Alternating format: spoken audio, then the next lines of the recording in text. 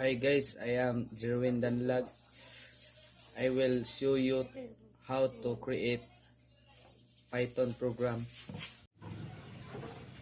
Hashtag label I minus number dot 3 hashtag program that declares one values to multiple variables x equal y equal z equal conti con condition condition mark communication condition mark friend open parenthesis condition mark the value of x is colon quotation mark dot x close parenthesis friend open parenthesis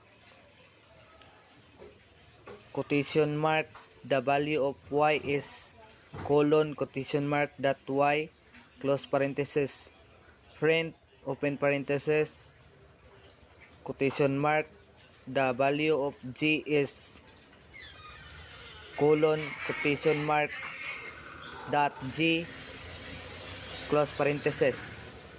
Thank you.